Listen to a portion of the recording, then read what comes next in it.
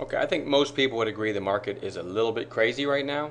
Um, so how are we handling it? I've got some great examples here, but in a nutshell, if I had to describe what we're doing, we're looking for extreme moves on an intraday basis to fade. In other words, to go the other way, and only if they meet all of our parameters, all of our requirements for a tight stop. So have some examples here um, from the last, I don't know, week or two of trading, and it's just a few examples I just grabbed off the results page, but okay, continue here after answering that phone.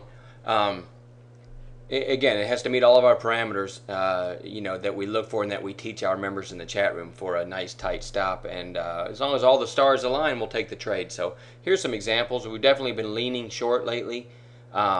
These are 15-minute candles, basically 4 or 5 days on the chart there. Zion, we called it 23.18 right here as a short. Worst case stop 23.30. That's only 12 cents above. Stop never got hit. Zion fell 97 cents after that.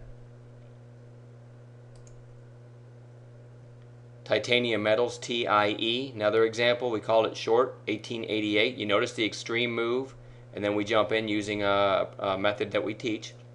1888, stop 1902. What is that, 14 cents risk? And from 1888, the stop never got hit, and it fell $1 from our call there. So that's another good example. Again, notice the extreme move here on JP Morgan. This was actually today.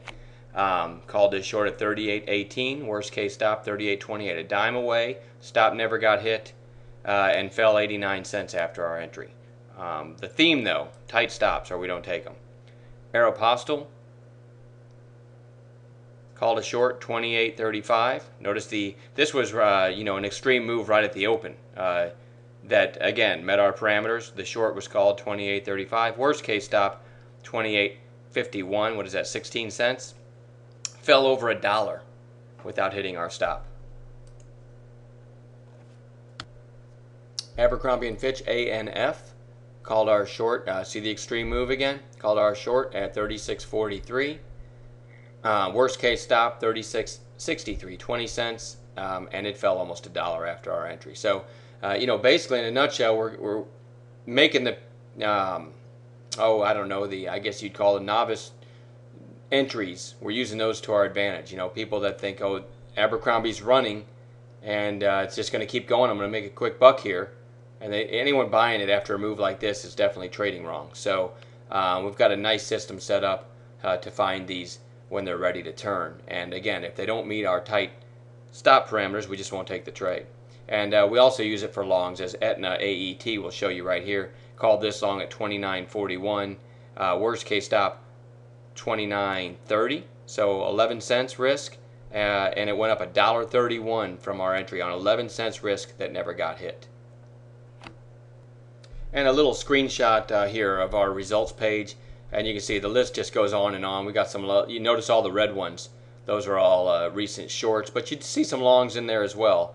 And that's about, I don't know, goes a month back, maybe a little more. Back to April, actually, a couple months.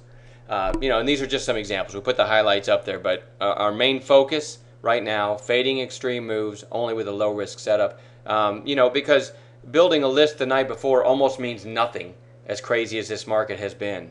You might have a big gap up or a big gap down. So I literally I'm building a list at night, and I'm almost throwing the list away and then starting over with an intraday list, based on gappers and these extreme moves. So anyway, having good success searching for the low risk stuff, and over the coming few weeks until the craziness resolves itself a bit, we're just going to keep playing these low risk plays with the risk reward on these, as you can see. Tight stops and eventually usually pretty big moves in our favor. The risk reward makes it all worthwhile. So I'm going to wrap this up and we'll talk to you soon.